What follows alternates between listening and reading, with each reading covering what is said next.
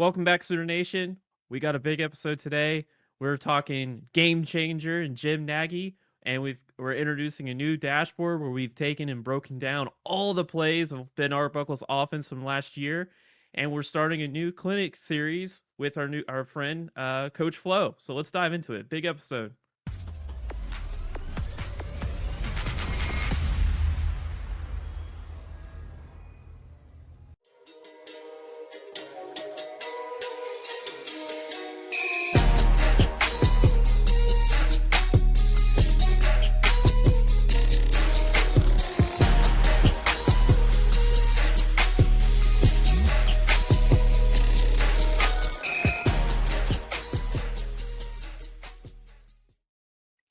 Hey, welcome back, everyone. If you didn't notice, right out of the gate there, Rob's been up to his creative genius again and has put a new song out there. So I hope y'all like it as much as we do because it just got a little extra fire to it. I feel like, Yeah, not that the other one was bad, but it's always nice to have a few in their repertoire. sure. So yeah, welcome back, everyone.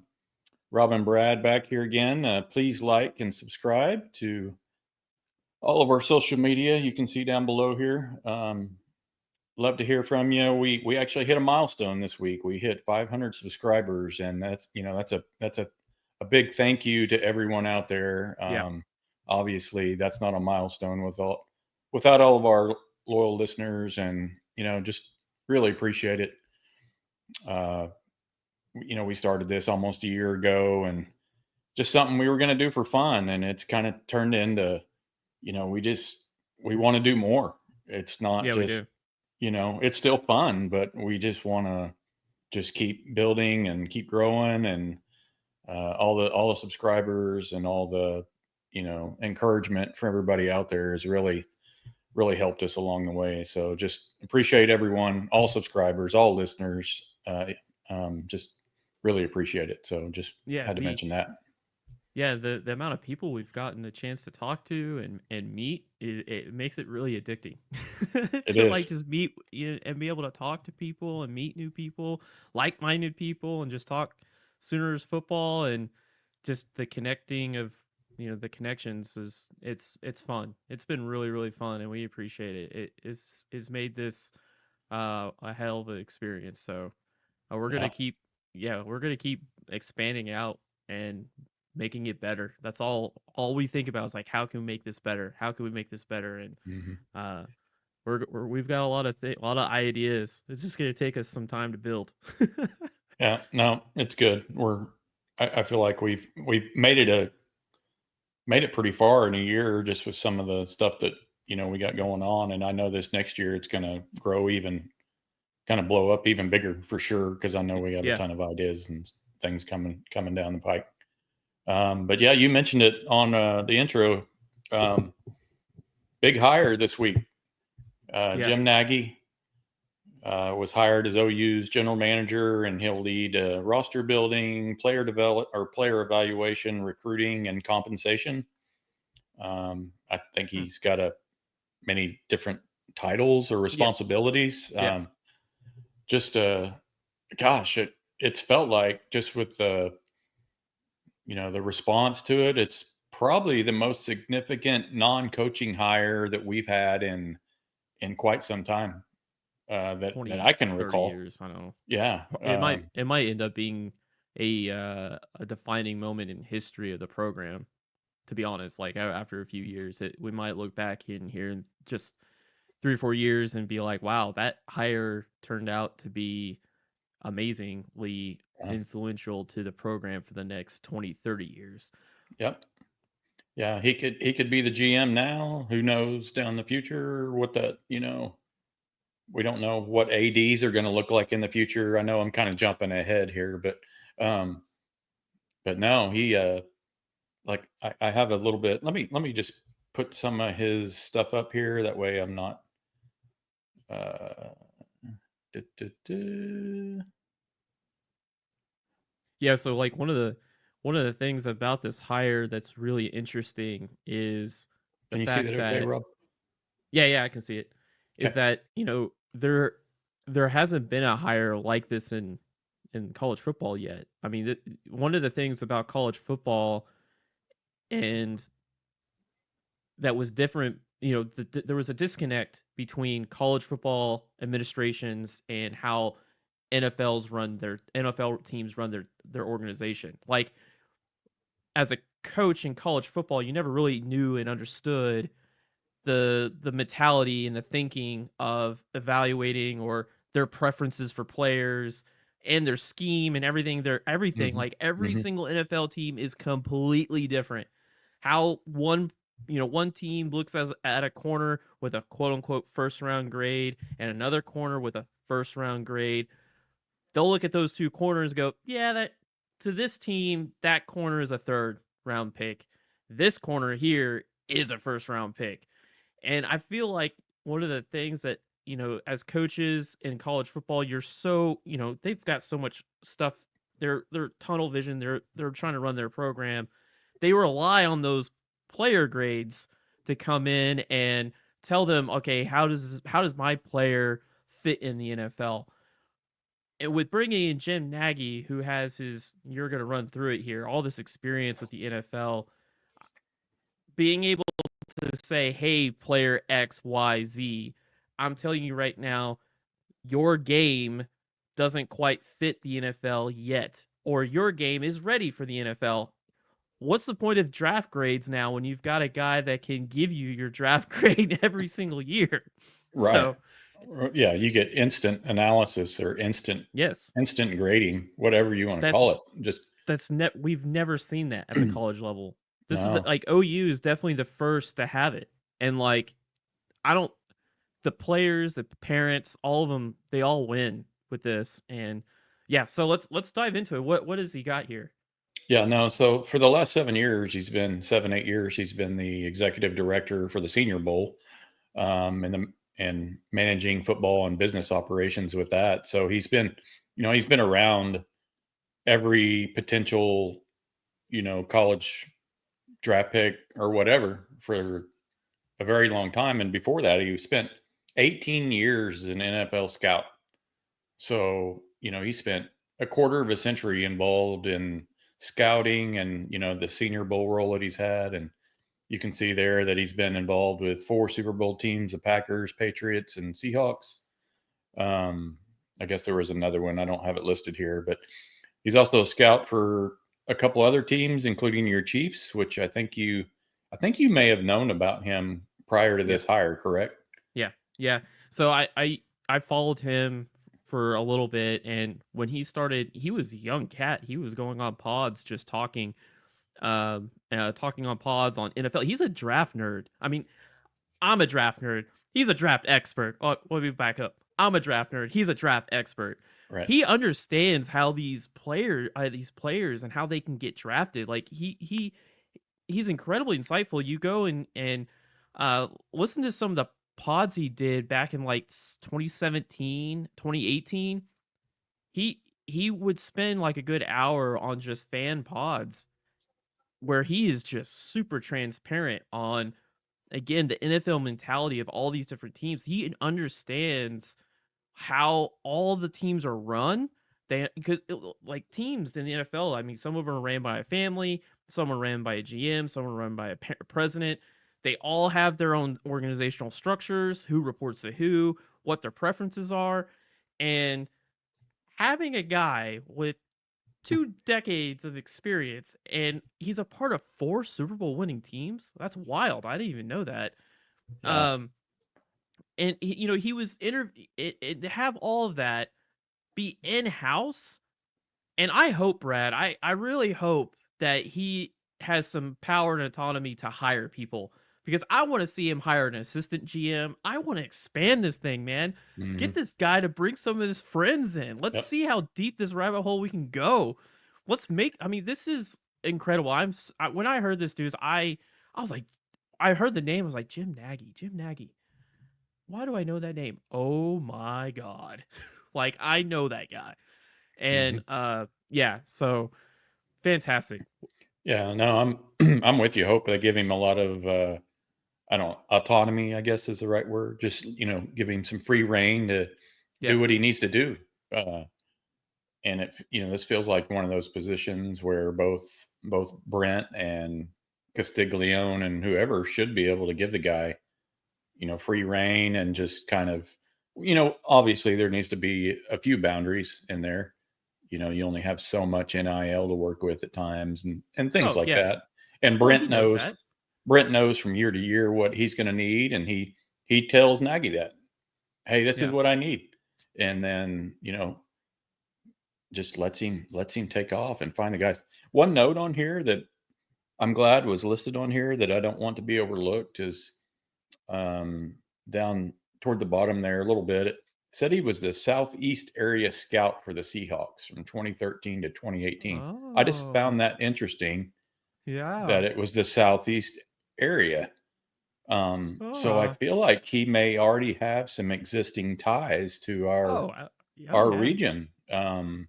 And I just thought that was worth mentioning and not just a side note on here. But yeah, he hails from Michigan, graduated from uh, Michigan University in '96. So yeah, that's his bio, and I just think it's a. You mentioned it early on. This could be one of those pivotal hires that changes changes the shape of the program for many years potentially. Yeah. Um, Yeah. Yeah, for sure. yeah, I don't know how you keep this guy from being pursued by colleges and the NFL is the problem. Well, And that's I know he just yeah. got here, but Well, I mean, that's okay. Like if he gets poached by the NFL, like I'm assuming well, he interviewed for the Jets in mhm, December for the GM spot. So, it's obvious that he wants to be a GM. He just didn't find that spot for himself in the NFL. And this was a way and I you see the guy interview for a GM spot, it gets around the circles. Joe C and the president must have went, he couldn't find a GM role. He wants to be a GM. Let's bring him here. I don't think this is a situation where he's going to be here for 20 years like Joe C. I can't imagine that. I would imagine he gets to come here and I hope he gets to build his own little step. That's why I want an assistant GM, Brad. And mhm, so then he gets pulled and plucked away from the NFL. We have an assistant GM, and we can be OU football program can be the first of its kind where we are not only providing a platform for GMs to run a program and make them and then be able to have something on their little resume that says, "Hey, I won a couple of natties with OU and I built this I look all these contracts that I built, they're and then get a spot with the Jets or with the Bears or whatever. And you just keep rolling. And that's why you got it. That's why I want him to have the power and autonomy to hire people because we want this kind of hire to sink in roots into the program for a really long time. mhm. I really hope that he's allowed to come in and bring in some additional people. That's my next question to some of the people out there in the building at OU is if like hey, is this guy going to be able to like really entrench his influence in the program? So, Yeah, what do you think? no, I agree. I think maybe there might have been like a lesson learned when we brought in Thad Turnipseed whenever Brent came Mm. over. He wasn't supposed to be this particular role, but um, I just feel like OU keeps learning lessons from some of the hires they've made and how they can apply them to the program. And so, they don't feel like they need a Thad Turnipseed anymore. Maybe they don't need this other role, but this role is the future of college football.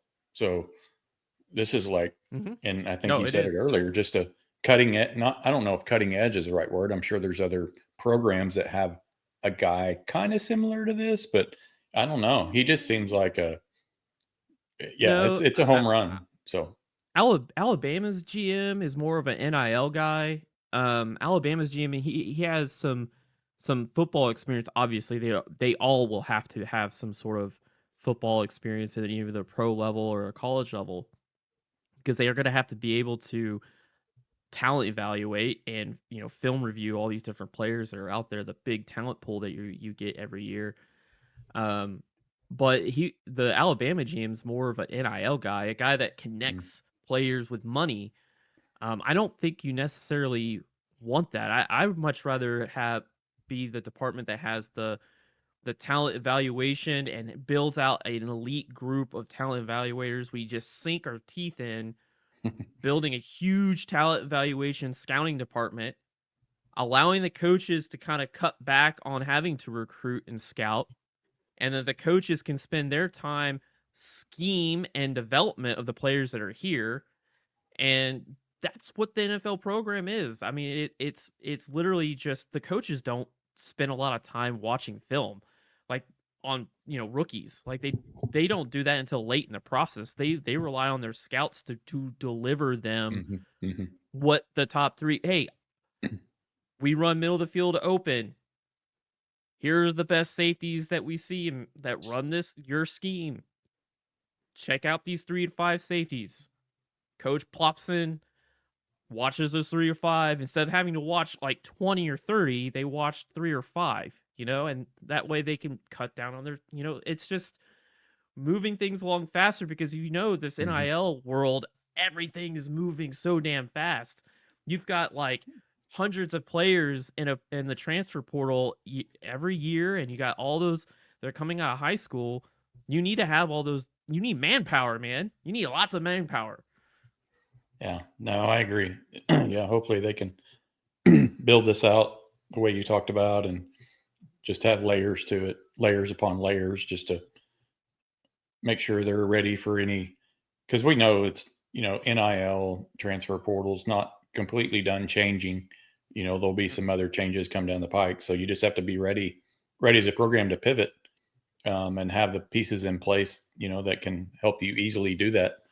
So yeah, this is just a really, really, really good hire. Oh, Very unexpected. Yeah, yeah. go ahead. I was gonna say what this hire tells me is that OU is embracing that this is a semi-professional league. They're embracing that this is not this is that all the college football that as we know it, even just 4 or 5 years ago, is dead. Like it's never coming back. We have to look forward. We have to embrace the world that we live in. And they made a slam dunk hire. What do you want to call it? Grand slam or whatever. Yep. Yep. But it is absolutely the best hire you could have made today. And let's get him to entrench all of the roots that he's got. And I hope I want to see an assistant GM hire, Brad. I really do. I really do.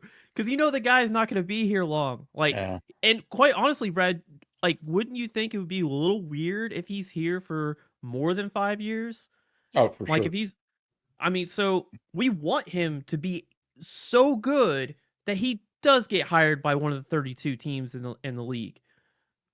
We want that. We want to see him get plucked because that means he did one damn good job here, and we just got to keep turning it, man.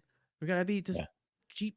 We're a semi-professional league. That's what we do. We develop players and send them to the league, and we develop talent evaluators and send them to the league. Yeah. Do you? So, if we do hire an assistant GM, do you anticipate that being someone like him outside of the program already, or do you Yes. think there's someone in house? Okay. No. I want someone. Because I don't know if do we have many people in I, house that I have don't know. NFL We've made experience. other hires that have had these generic roles in the last year or two.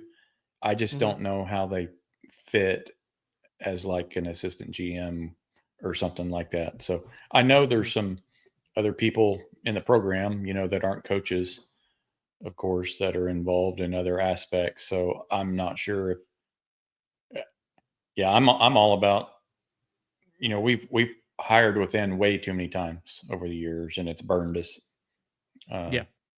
more often than not. So I'm all about just going and finding the best guy and not worry about the fact that he wears a OU t-shirt every day. Yeah. Yeah. Yeah, but Yeah. I'm super excited. I'm super excited what this does, and I hope they can keep expanding. I've been talking about it all year, man. Like ever since we started the pod, I'm like, I want like it's not anything about the people that are already here. You know, some of the scout, our talent evaluators, our grad assistants, and all them. It's not about that. We want more. We need more. Like the manpower that it takes to evaluate all of this talent year in year out is incredibly difficult. And so we really need to, we really need to keep expanding it. Keep going, Yeah. man. I Yeah. want more. Yeah. For sure. uh, it is interesting, like you said, to see if they are going to let him be involved in coaching hirings and things like that. So, hey, do we want to shift gears and move over to your clinic series, Rob? Yeah, yeah, let's do it.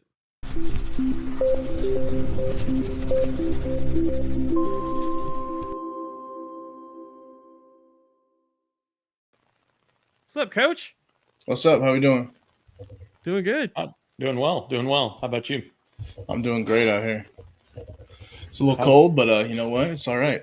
That's what I was going to say. It may be a little colder there in Iowa compared to here today. So. Yeah, it's starting to warm up. Actually, it got up to like 40 or something. 2 weeks ago, we were in like I don't even know, like -10 or something. Holy Mm-hmm. crap. Yeah, it was not fun. But we had a little bit of that too. Yeah. Yeah, I just got back from Chicago today, but okay. So for our listeners, we've got Coach Coach Floden out of William and Penn, OC, gonna join us, and we're gonna give us a little clinic on wide zone after we kind of go through this dashboard where we Coach, we've been going through so much shit the last 3 months of film. I think the number, hold on, I'll pull it up. I think we looked at like 900 plays. And let me see, what was our total? Because on this quick cut, you can look and see how much film we've. Yeah, the number, the minute tracking on it is not that great, honestly. Like, I'll watch. I've spent like one night. I spent like 2 hours on it, and as I said, I watched like 13 minutes of film or something. I was like, I don't know about that one. Yeah, that's not right. But yeah, some of it's not exactly accurate. I don't know how it tracks it, but I don't know why it's not. Wait, is it team report? Oh, there it is. Okay, for the season. Yeah, it says 13 minutes for 24. Oh, okay, 25. You've got 215 minutes, and I've got 350. That's quite a bit, man. Sweet. Bunch of time spent. About 9.5 hours of watching film.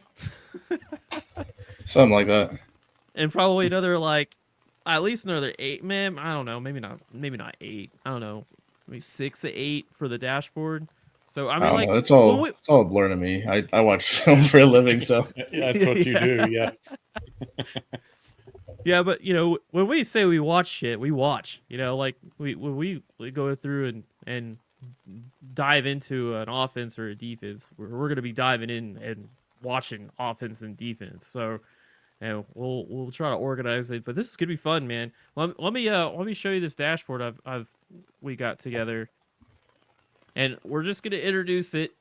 This is just what we got, and we're gonna be slowly building this out. There's probably some quirky things to it, but looking at I think it's 860 something plays. So we've got all plays in here, and we've got obviously down and distance. We got personnel grouping, formation type.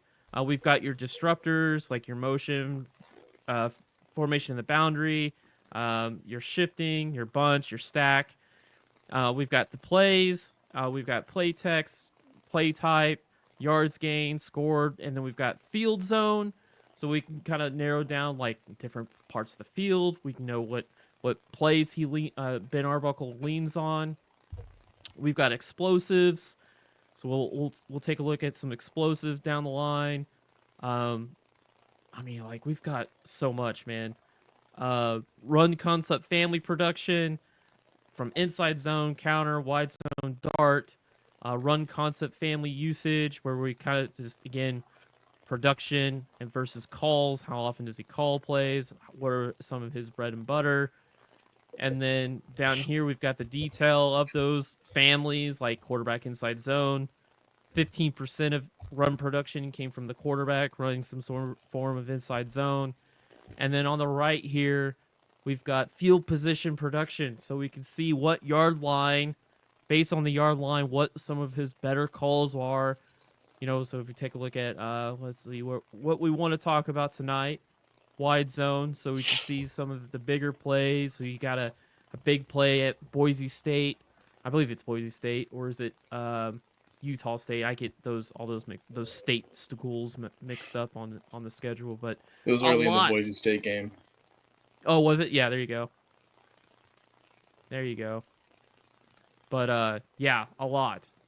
So what I want to kind of go into tonight is looking at wide zone. And the reason being is that according to SIS data, Sports Info Solutions data, one of our friends over there give us some good stats. OU ran wide zone 6% of the time, and like 6% equated to like 20 times the entire year, I think, outside zone, wide zone. And Ben Arbuckle, I mean, very different. When we had the SEC schedule last year, one of the things I noticed is that almost every single team, like Missouri, Alabama, and other Ole Miss, they had a wide zone package. They ran wide zone. Some of them more obviously than others. The other thing is they ran wide zone out of pistol. And we did not run pistol very much at all last year. I think we got into it like late in the year, but it was not something that we hardly ever did. And so when I was going through this Washington State film, I gravitated towards it because I was like, that is something new. Like, that is something new that OU fans are going to see next year, is the pistol formation and then definitely wide zone. So as you can see here, I mean, Ben Arbuckle ran, this is yards gained, percent yards run gained, wide zone 15%. I'm pretty sure OU's production in wide zone last year was probably less than 5. Like, it was not a part of our play bag. We leaned on inside zone, split zone early, and we bashed our heads in with it.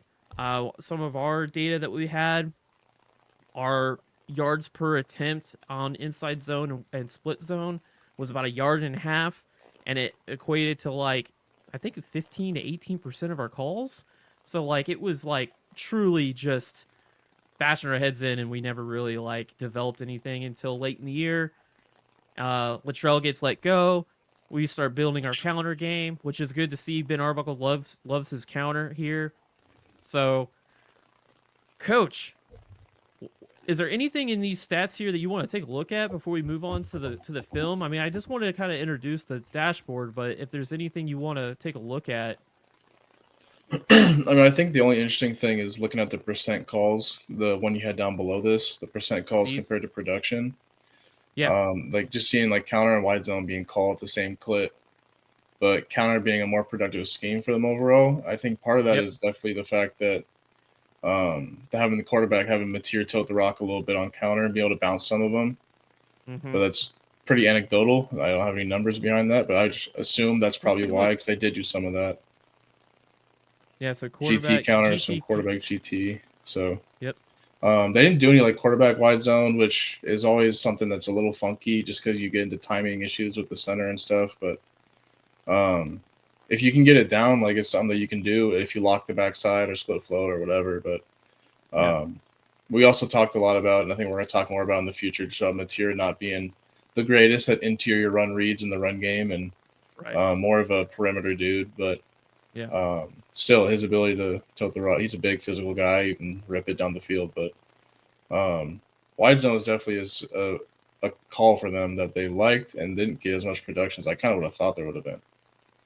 But, I mean, it still is their third highest producing run. So so let's take a look at some of this stuff here.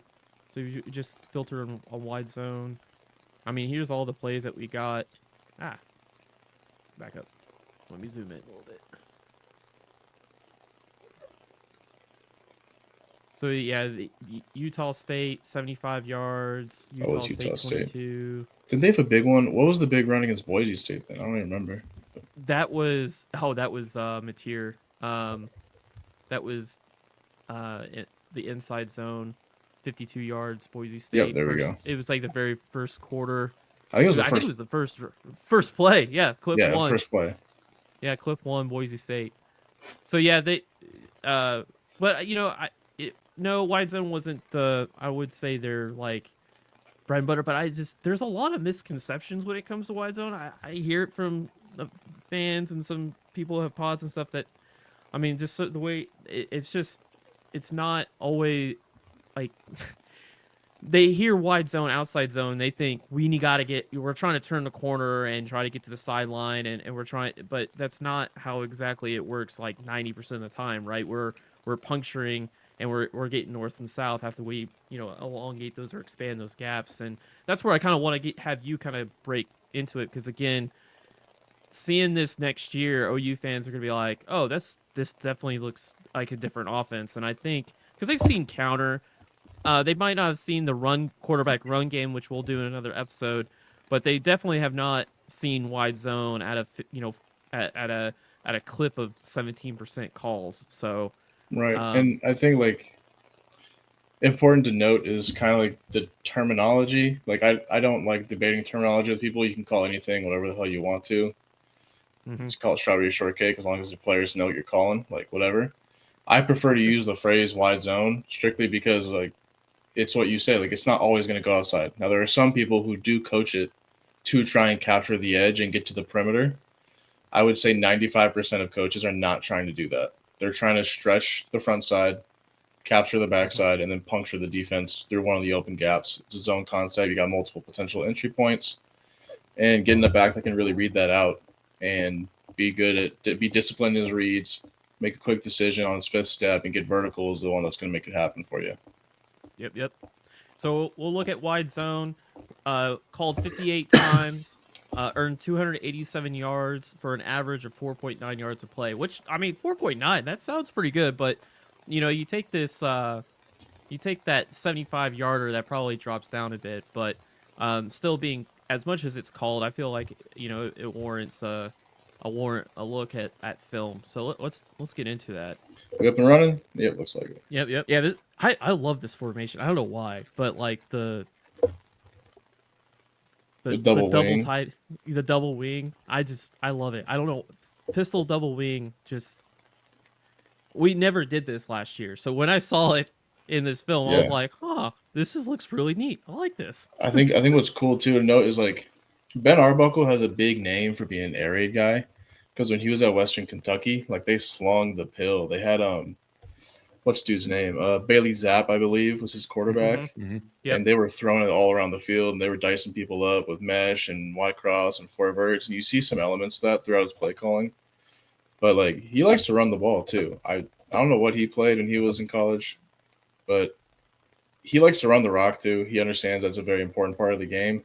I think some of the air raid labels on him, like I would argue to say he's not a full air raid guy, but I think there's definitely elements in his pass game. Regardless, some things I love about this, like you're talking about the formation, the pistol. There's a big thing. I'm a wide zone fanatic. I love it. It's the base of my offense at William Penn. We run it, I think, 40% of our run game, and we have good yield from it. It was our most explosive play, most efficient. I think it was our second most efficient play, but most explosive play that we had in the run game. There's always going to be talk about this center to running back relationship. And you usually want the rule of thumb is you want your running back to be within a block and a half of your center. So that's where you get into the dilemma of shotgun or tossing it, different things where you're going to throw off that timing. So you often see wide zone run from the pistol, like Mizzou. They major in it too. Like they're one of the teams I watch every offseason. They're going to go in the pistol a lot because you get that running back to center relationship. So the best ones is whenever the running back is right over the center within a block and a half of him, and he's able to actually read it out from the outside in. So right here, if we're running, I believe, to the right, his key is going to be he's reading the widest guy on the line of scrimmage. there is no widest guy or outside guy here, so he's reading this guy first. We should absolutely get the edge here, and this is where people are going to think like, oh, outside zone goes outside. Yep. It's not always the case. In this case, it should be. And even then, he still takes it back inside, making me look like an asshole. But whatever. So whether they play this, and this is a good example of what the play really is. He's stretching this thing to the play side, and the rule of thumb for running backs is 3 steps. You make your decision. You're not allowed to cut till your 5th step is in the ground. I can't confirm or deny if they teach that. All I know is it's a fundamental to a lot of coaches who major in wide zone. So if we're watching this guy, he's out here. He's going 1, 2, 3, 4, 5. He's getting up the field. So it times out really well here. 5th step, he's able to make his decision, get vertical, and really stress and puncture that front side of the offensive line. The other thing that I really want to note, people like to think like wide zone, outside zone is a not physical play. You can kind of just displace people horizontally. Watch number 10 right here. Like, watch this dude get the business. They're moving him off the rock. They're displacing him 5, 7, 8 yards away from his initial alignment. Yeah. Like, they are moving people. It's physical. Your O-line gets to beat people up still. The way that we run it, too, I like to emphasize just running off the ball. You're going to use the athleticism of your offensive lineman. Maybe if you don't have the super athletic 300 to 290 to 280-pound dudes, you can get some big dudes rolling on this and bury some people on this shit, too. So when we talk about the wide zone stuff, where there's multiple facets you can do it, similar to inside zone. You can get split flow, which is why this formation is so interesting. You can get split flow, you can get force, you can get leads with a fullback in the backfield or a tight end lineup next to the quarterback. All different types of shit that you can do from it and ways you can dress it up or complement it. But specifically on this one, you're going to see just the lead and the cap on the backside. I think it gets a different front. It'd probably be a better look at it, but we got more clips we can go through too. Yeah.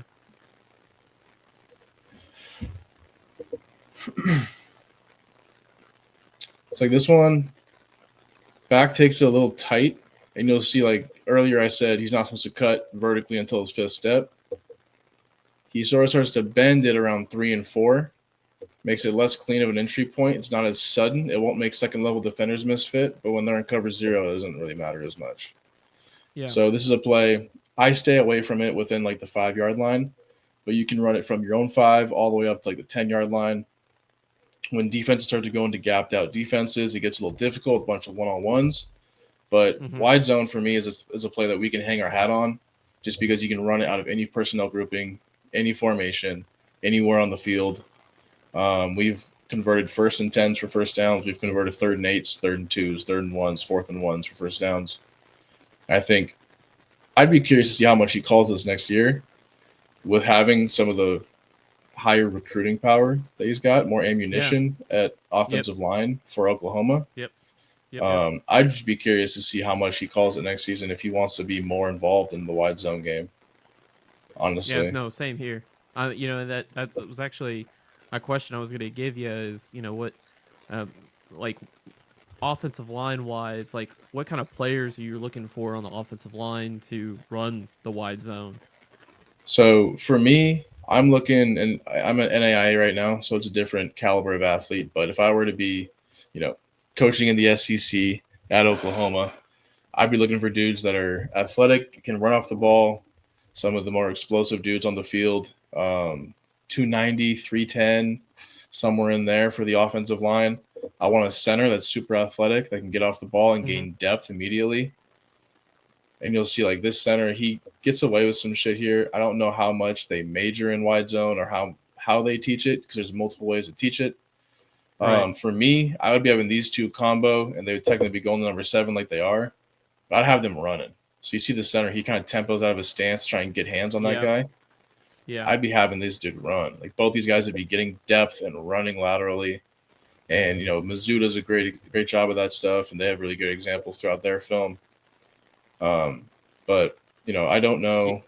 This is more of a mid-zone-ish look. I don't know if they're teaching differently or whatever, but, the aiming points, all this stuff, it all depends on what you're teaching. And it can vary from school to school for people, like what they want to teach based on where they're at, based on the caliber of athlete they have. So super interested to I see what he does with it next year. yeah, our offensive line took a beating last year. I mean, we had a lot of injuries and to start the year, and going into this next year, I felt like the last 4 or 5 games or so of last year, like we kind of picked up. We started playing the younger guys, the more and they needed some time to get up to game speed. And I think like our we've got a good guard, we got a couple good tackles.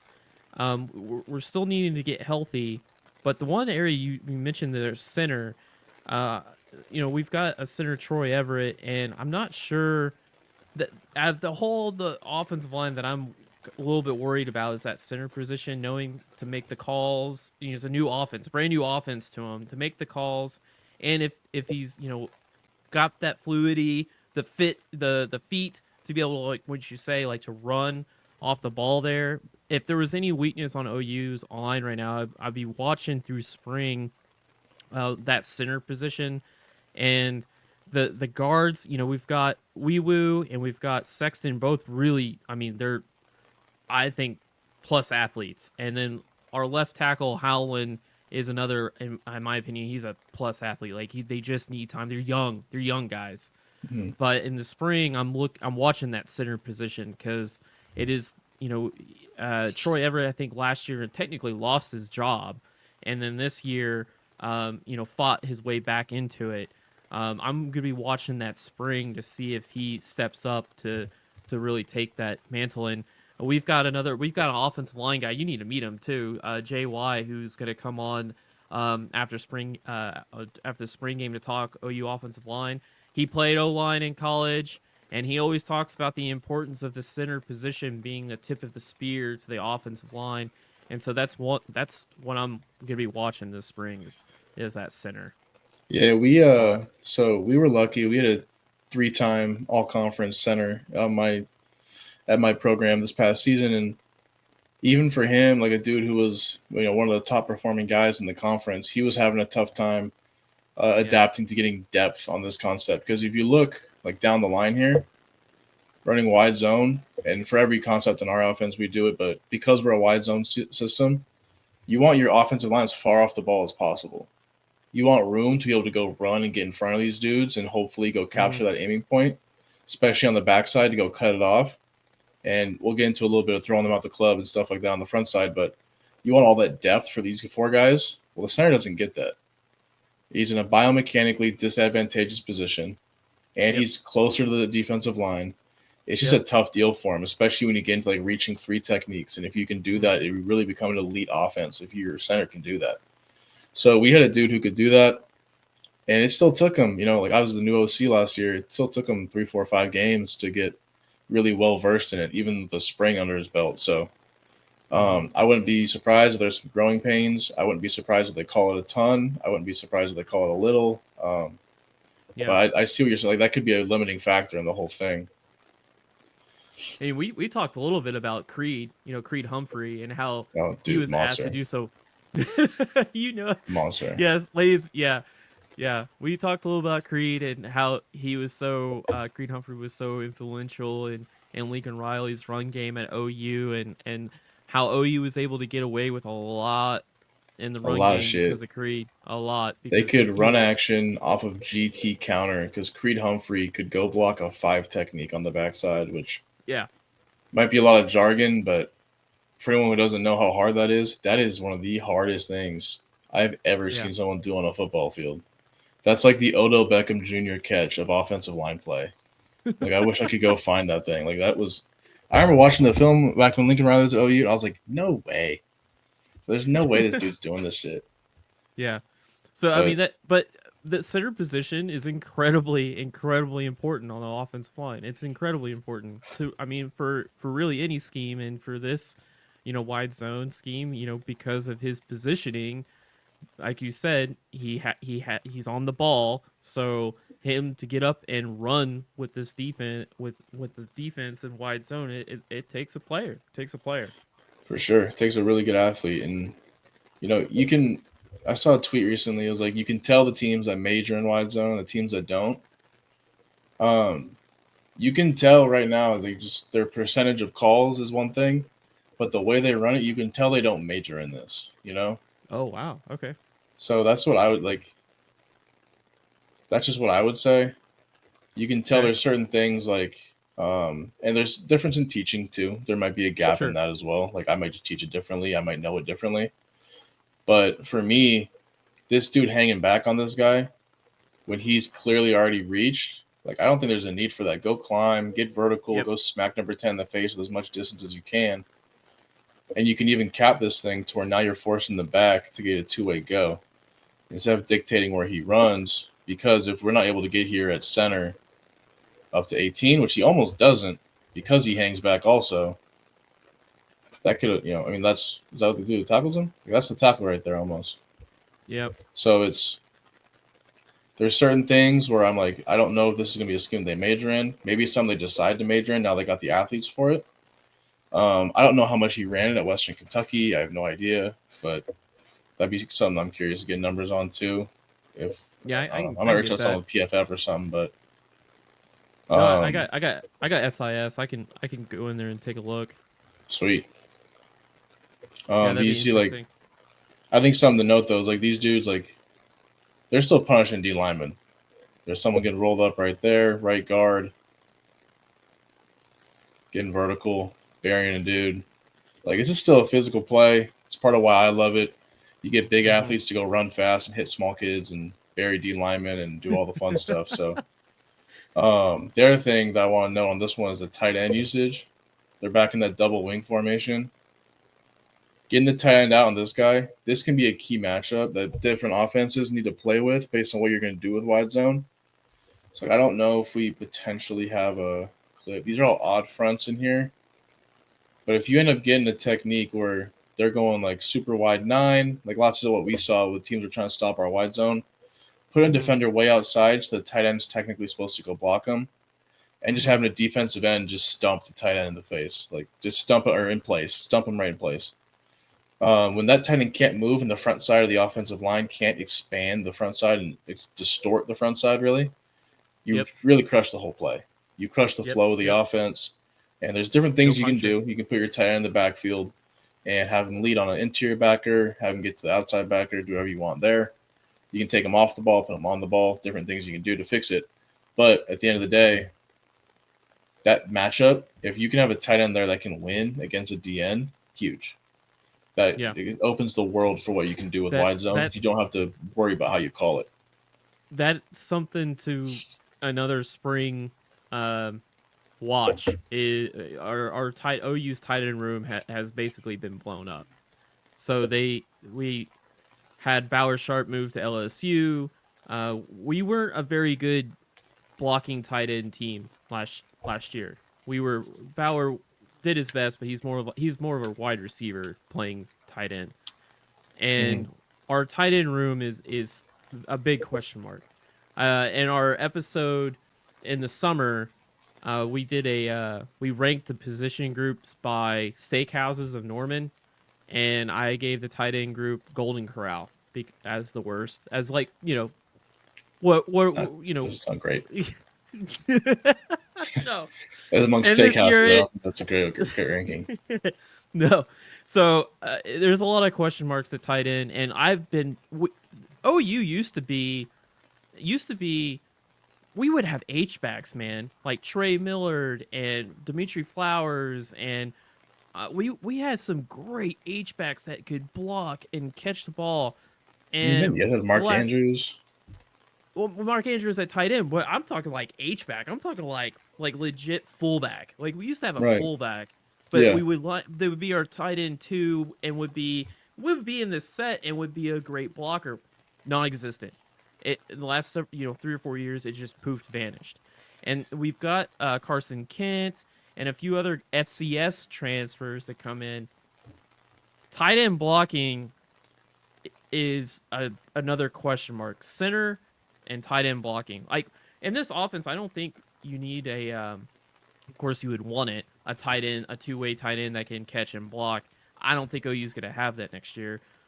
We need to find a blocking tight end. We have to have it. And that's why I've said all these examples of Ben Arbuckle's, double wing. I love it. But I'm hoping that we can find some tight ends to help us in the spring in spring to help us next year. So For tight end, sure. man, tight ends, you I need think blockers. You need the, blockers. the yeah, the great part about wide zone and inside zone and really zone plays in general is you don't need a tight end. So you can get away with running this shit without having a tight end involved at all, just being in 10 personnel and Yeah. even being like 11, having a tight end split out if he's better at, being a big body billboard pass catcher.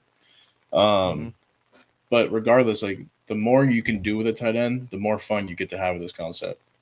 So Yep. like something that you can do, which it's not groundbreaking or anything, but just getting, let's say 24, don't know the kid, whatever, say he's not a good blocker. If you don't like him on the front side, now you can start to integrate different RPOs or split flows based on what the defense is going to do, to where you're getting him backside to go cut off the backside end. Yep. And then with this guy, if you're in the double wing stuff, you can arc him, RPO to the flat, do whatever you want to. Or if you're just in an 11 personnel situation, split flow on this dude is a big answer because lots of teams, especially the higher levels, like in the SEC for example, they're going to be falling Yeah. back with their linebackers because of their quarters fits with the safeties and nickels, Yep. safeties and overhangs, whatever it may be. But when you get the fallback and stuff, there's different things you can do to protect your tight end, I guess is my point. So you Yeah. can do different things to keep them out of it, keep them in it, keep them on the field, keep them off the field. So if you guys are struggling in the tight end department, like it might be a situation where you are running a lot more of this next season simply Yeah. because they don't have a tight end who can go be that guy. I hope we find one. I hope we find because I mean A perfect example. Like they motion to the split flow here. But again, Yep. like, They fuck. did do My this fat quite a ass could bit. come do this. I could come have as much impact on this play as this kid does on this one, Like, but Yeah. I said earlier about like the not majoring in it, and I can kind of tell this block right here. Almost universally, I would say almost because I don't want to act like I know everything. Almost universally, this dude is taught you got to run your ass off and cut this dude off. Yep. And he's kind of tempoing his steps a And he little is bit, doing some duck walking, and not able to get there. got to get that And backside knee through crotch, man, and get that hand to sternum and turn him out. And he's not. I mean, his knee never even attempts to. right, That right knee does never work you himself look at we look at across. his first step too. Like when he's dropping this foot, his angle is set through the defender.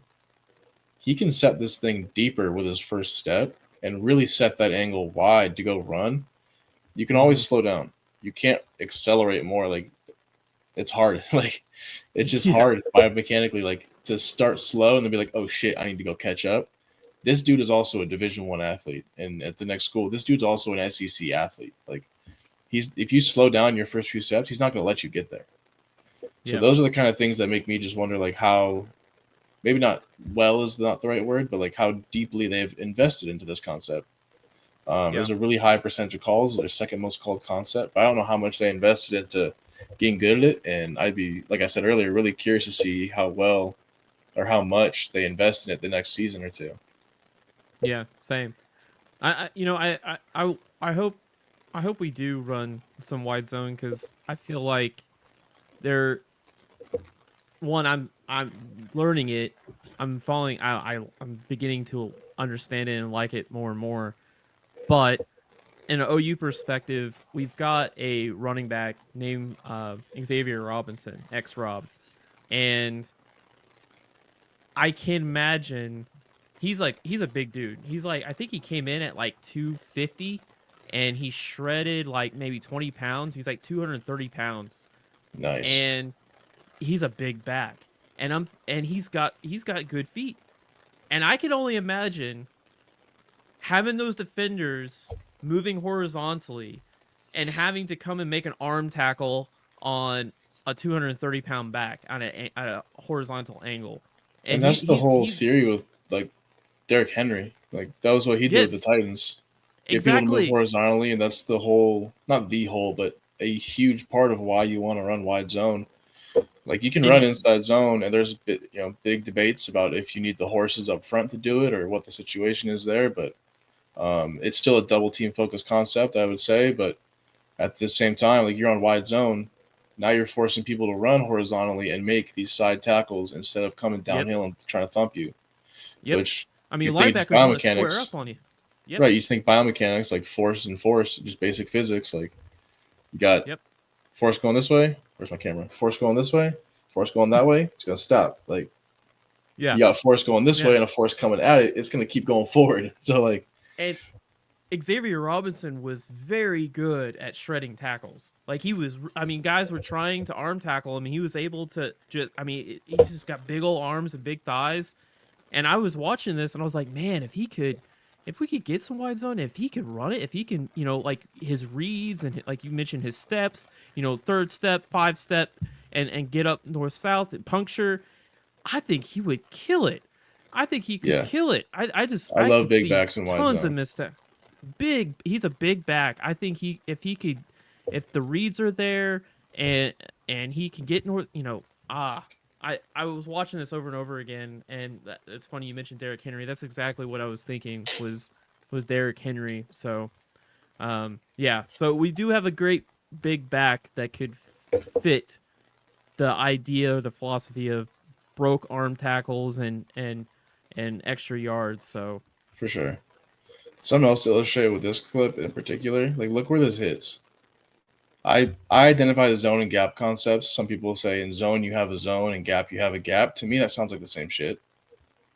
For me, a zone concept means the back has multiple potential entry points. And when you're in a gap concept, we're saying, hey, running back, we're forcing you in this gap.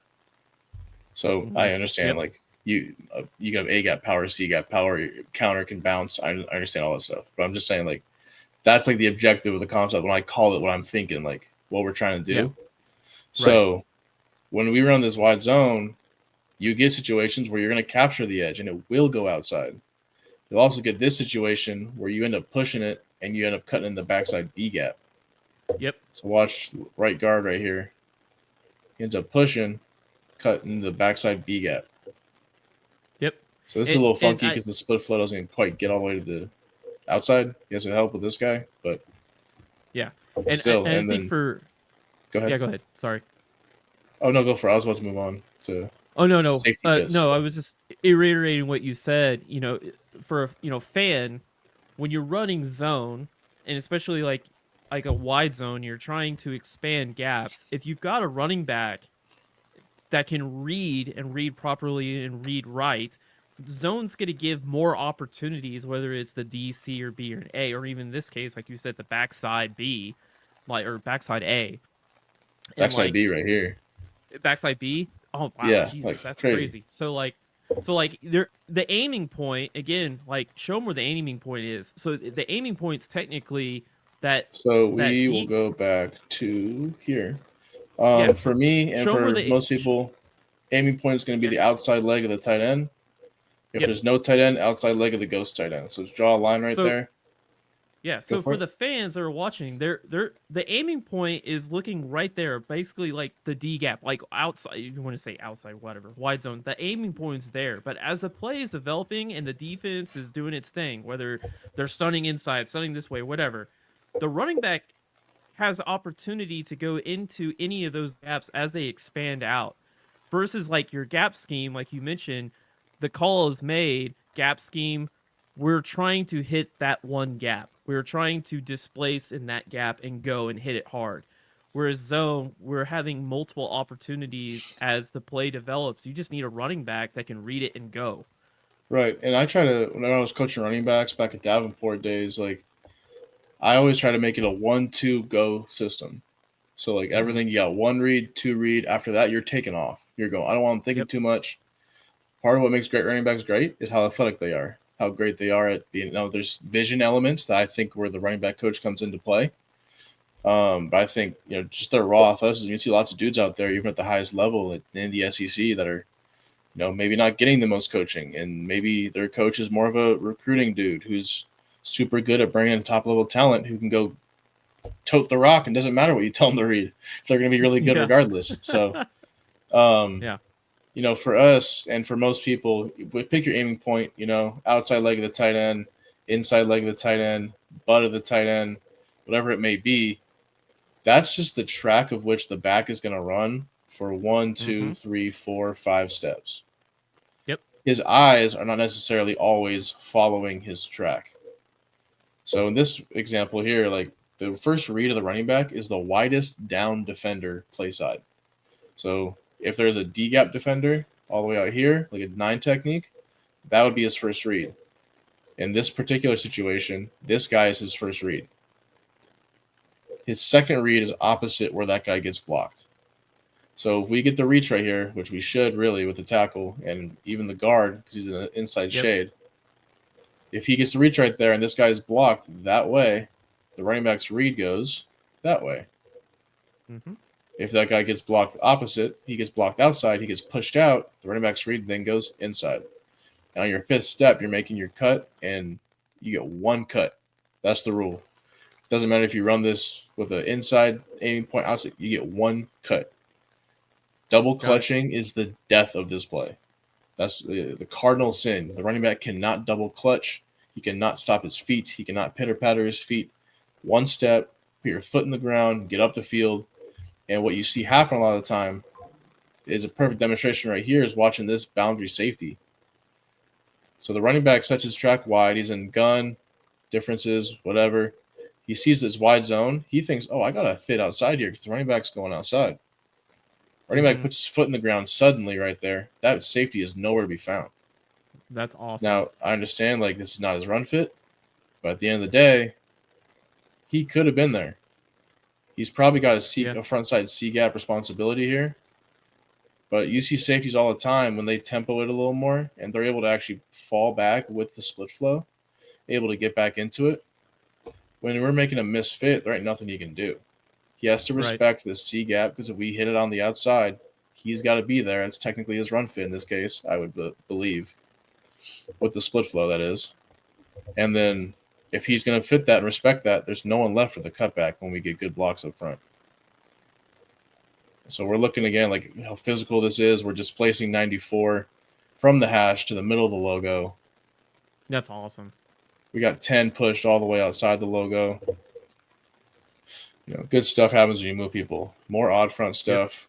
Here we're in a true 10 personnel, float the back. It looks like we're running a little bit more on this one. But you see here, like this is exactly what I was looking for in one of these clips. It's 70.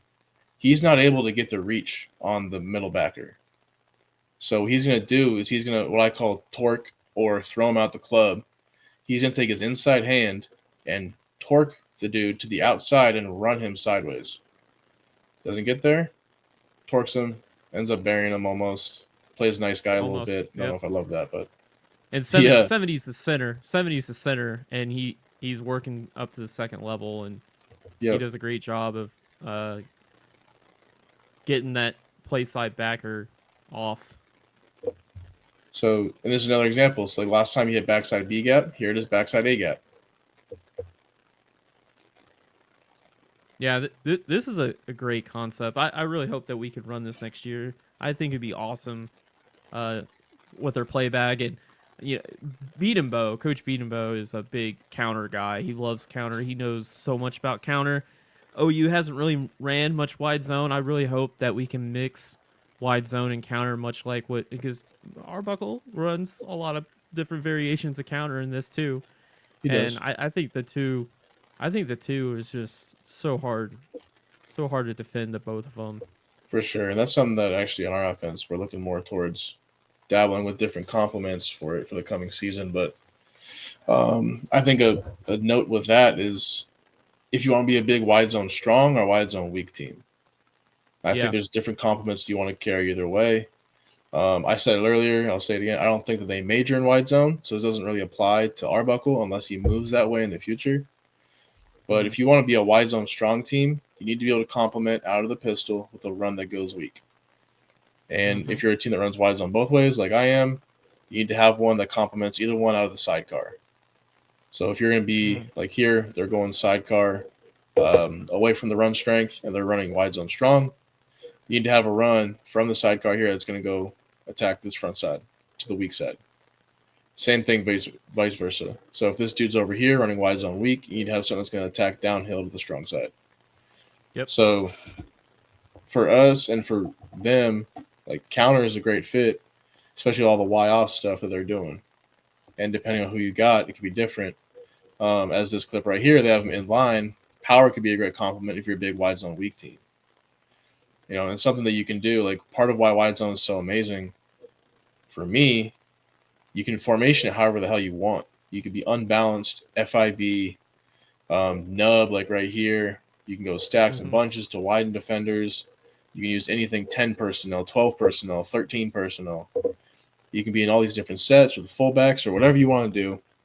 And part of what that does is it lets you get matchups like this. I don't know if 13 is a safety or a corner, but he looks pretty fucking little. He's corner.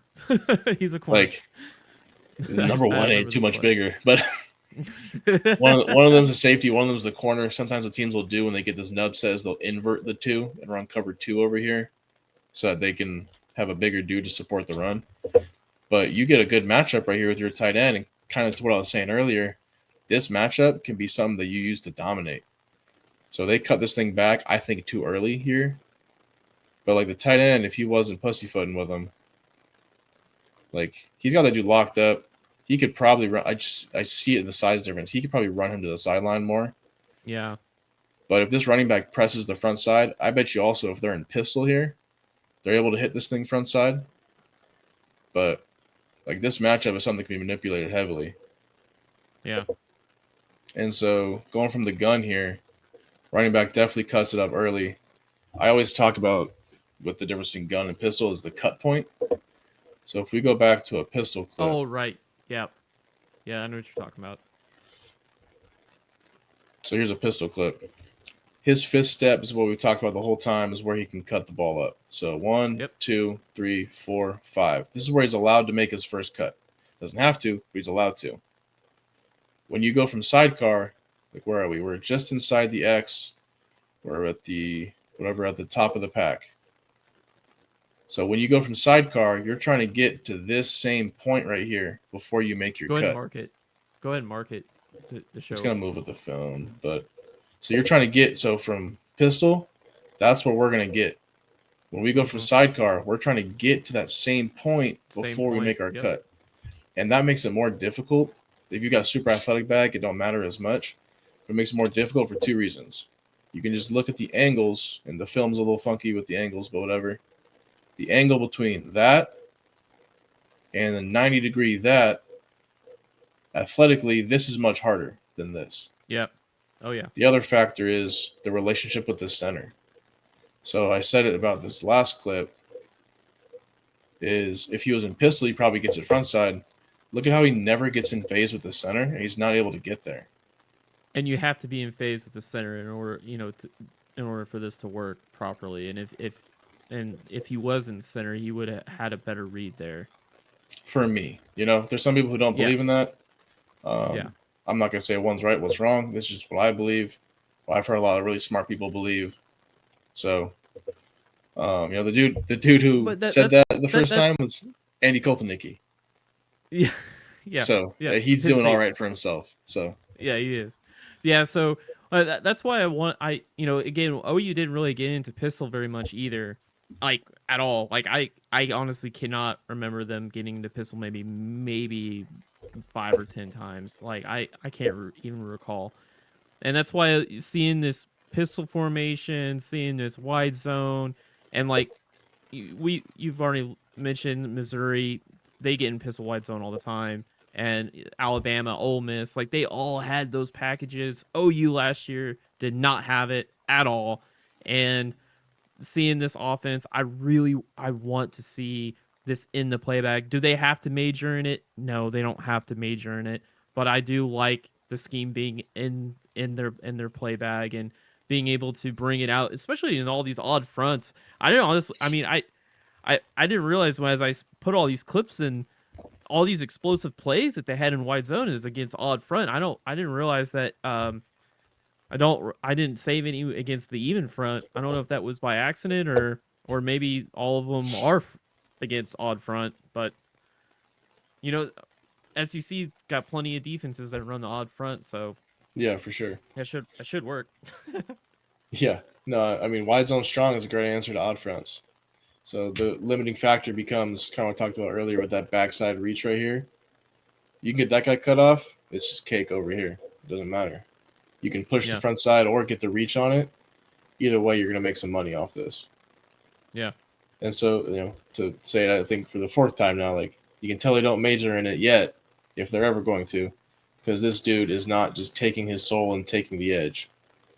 Yeah. What you should do here, in my opinion, is run your 3-step read and get vertical through this dude to really cut this thing off and go seal it up to the safety. Yeah. And, I've watched some Andy Maribel of Miami and formerly the Oregon Oregon offensive line. Yeah, Alex. Sorry. Yeah, Alex Maribel. Yeah. He's got some great clinics there on Coach too, and you see the Penei Sewell, the big old tackle. Wow. I mean, the physicality in wide zone, moving people. I mean, the guy, like you mentioned, he kind of looks like he's trying to play patty cake. Penei Sewell would be just knocking the hell out as a left tackle, just blowing him up and then moving. He would already be gone to the second level. Like he would already be gone. The guard would have been already reached him. He would already be plowing a linebacker in this exact play here. But 76 sort of kind of like, it just looks like he kind of just floats there for way too long for whatever reason. So yeah, and so part of it is like the intent behind it. He's letting the front expand here. He's not distorting the defense. You know what I'm saying? Like, there's a big difference between kind of letting this thing drag on out or like 61. 61 is distorting the defense. Look how far he moves that guy. Yeah. Now 76 can help us out by getting a little more vertical and going through him. Now this becomes some really good movement that helps us get the edge. Yeah. And they're in cloud here, so the corner's got the C-gap run fit, but receiver helps us out. And we're probably able to get to a safety if he goes more vertical, which is always a good thing. Yeah. Well, these were good looks, man. For sure. No, I think also like you kind of mentioned the even and odd stuff. Like, it's still a good concept against 9 techniques. It's still a good concept against 6 eyes. It's still a good concept against even fronts. I think they just saw a lot of these throughout their time playing in the Mountain West and the Pac-2 or whatever. But yeah, Pac-2. Well, the other thing is, especially going through, and we'll have other talks, but getting into Mateer was such a great athlete, and we've when he goes to throwing the football, he could rip it. And I noticed in the beginning of the year, when playing in the even front and I'm trying to keep it kind of dumb it down a little bit, dropping 7. A lot of defenses were dropping 7, and they were able to move the ball.